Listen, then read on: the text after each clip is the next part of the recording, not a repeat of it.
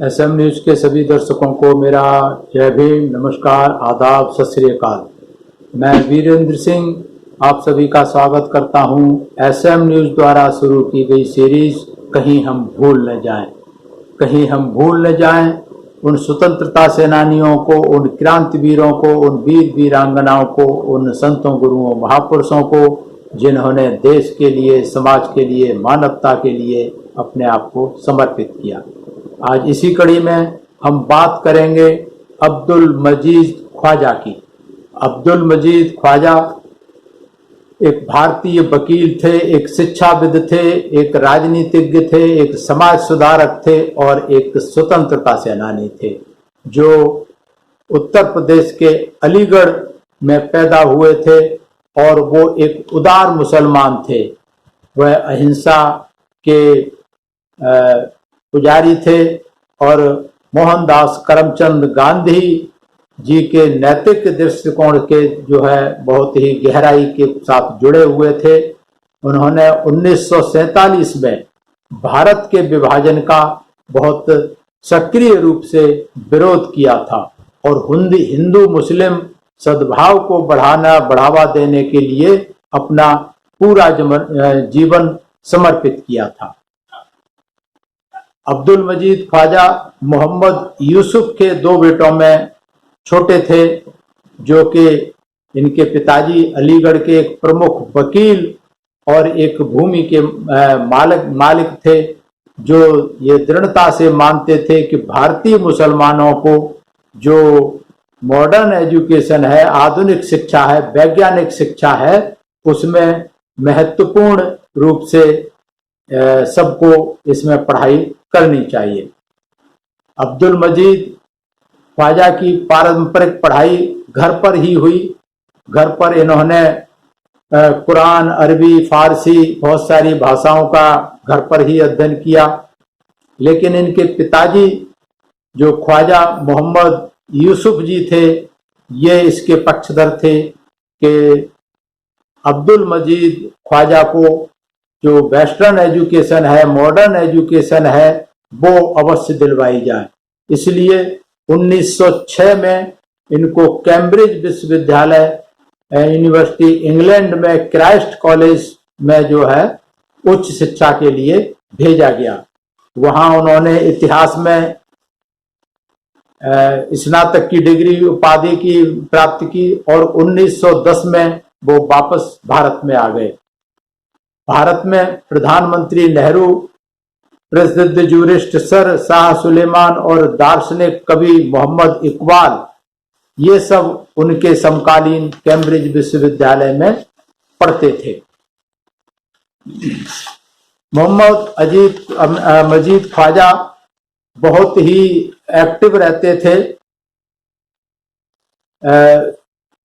राजनीति में और हर तरीके से। लेकिन उससे पहले जब वो एजुकेशन लेकर के आए, जब वकालत की डिग्री लेकर के आए, तो फिर उन्होंने पहले इलाहाबाद में वकालत शुरू की।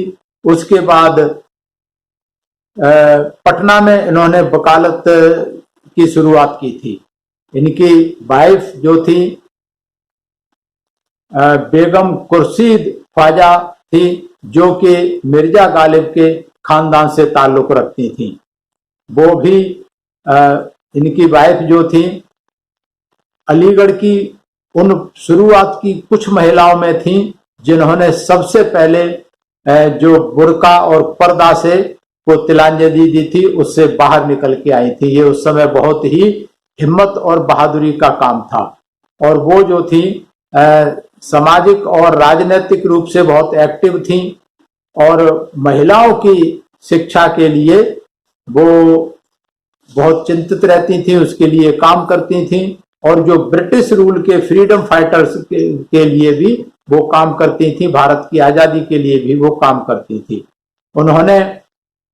उनकी बेगम ने 1930 में हमीदिया गर्ल्स स्कूल की स्थापना की थी इलाहाबाद में, जो कि चाहती थी कि जो वीकर सेक्शंस की महिलाएं हैं, खास करके मुस्लिम, उनको शिक्षा के क्षेत्र में आगे किया जाए, शिक्षा उनको दी जाए। और वो प्राइमरी स्कूल जो इन्होंने बनाया था, बाद में हमीदिया गर्ल्स डिग्री कॉलेज के नाम से आज इलाहाबाद यूनिवर्सिटी का डिग्री कॉलेज है। अब्दुल मजीद ख्वाजा 1919 तक अपनी प्रैक्टिस करते रहे, वकालत करते रहे, लेकिन 1919 में गांधी जी के कहने पर उन्होंने प्रैक्टिस छोड़ दी और जो सिविल डिसोबीडियंस मूवमेंट गांधी ने शुरू किया था उसके साथ आ गए, और उसके साथ साथ उसी समय खिलाफत मूवमेंट भी चल रहा था, उसमें भी सक्रिय रूप से भाग लिया, और इसके चलते उनको 6 महीने जेल में भी रहना पड़ा। उन्होंने 1919 से लेकर के 1925 तक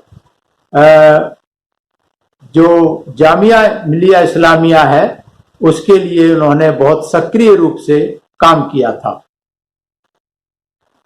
अपनी हेल्थ खराब होने के कारण और कुछ पारिवारिक अपने पर्सनल प्रॉब्लम्स के कारण ये 1943 के बाद सक्रिय राजनीति में हिस्सा नहीं ले पाए, और 1936 में अब्दुल मजीद ख्वाजा को जामिया मिलिया इस्लामिया का चांसलर बनाया गया था, और वो तब से लेकर के मृत्यु पर्यंत जामिया मिस्लिम के चांसलर रहे।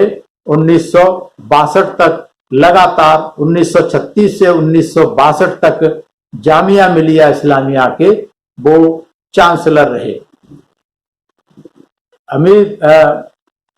अब्दुल मजीद ख्वाजा जो धर्म के नाम पे बंटवारा हुआ था भारत पाकिस्तान का, उसके बहुत ही खिलाफ थे, और उसके लिए उन्होंने जाति धर्म और उसके नाम पर वो बंटवारा नहीं चाहते थे देश का, और इसके लिए उन्होंने पूरी तन्मयता के साथ काम किया था। इन्होंने देश में, पूरे देश में इस बात के लिए दौरा किया था, खास करके मुस्लिम समाज को ये पब्लिक ओपिनियन बनाने के लिए कि देश का बंटवारा हिंदू और धर्म के नाम पे, मुस्लिम धर्म के नाम पर देश का बंटवारा नहीं होना चाहिए। इन्होंने एक संगठन भी बनाया था, ऑल इंडिया मुस्लिम मजलिस। तो वो जो थे, जो पार्टीशन के खिलाफ थे, उनके कोऑर्डिनेट करके पूरे देश में मुसलमानों को कोऑर्डिनेट करने के लिए, ये समझाने के लिए एक ये संगठन बनाया था कि ये बंटवारा नहीं होना चाहिए, लेकिन उसमें वो सफल नहीं हो सके, वो अलग बात है। लेकिन उन्होंने पूरी कोशिश की कि बंटवारा नहीं होना चाहिए, और बंटवारे के बाद भी वो हिंदू मुस्लिम यूनिटी के लिए, भाईचारे के लिए लगातार काम करते रहे। तो मैं नमन करता हूं अब्दुल मजीद ख्वाजा को, जिन्होंने देश के लिए, देश की आजादी के लिए, बंटवारे को रोकने के लिए और मॉडर्न एजुकेशन मुस्लिम समाज में शुरुआत करने के लिए उन्होंने जीवन पर्यंत संघर्ष किया। मैं धन्यवाद करता हूं एसएम न्यूज का, जिन्होंने ये सीरीज शुरू की है कि कहीं हम भूल न जाएं उन महापुरुषों के इतिहास को, जिसको इस देश के जो पक्षपाती इतिहासकार रहे हैं हमेशा उसको दफन करके रखा, मेन स्ट्रीम में नहीं आने दिया। तो ऐसे महापुरुषों के इतिहास को ढूंढ ढूंढ करके ला करके और जन जन तक पहुंचाने का काम कर रहे हैं। मैं धन्यवाद करता हूं बहुजन इतिहासकारों का, जो कि बहुजन महापुरुषों के, बहुजन खास करके SC ST OBC और मुस्लिम समाज के लोगों के महापुरुष को, आदिवासी लोगों के इतिहास को ला करके ला रहे हैं। मैं धन्यवाद करता हूं एसएम न्यूज के दर्शकों को, जो इस सीरीज को पसंद कर रहे हैं और कमेंट्स के द्वारा हमारी हौसला अफजाई कर रहे हैं, हमारा मार्गदर्शन कर रहे हैं।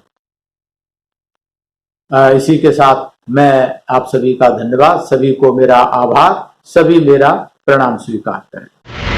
अगर आपने अभी तक हमारा चैनल सब्सक्राइब नहीं किया है तो सब्सक्राइब करें और घंटी का बटन बिल्कुल भी दबाना ना भूलें, ताकि सभी लेटेस्ट खबरें पहुंच सकें आप पे सबसे पहले।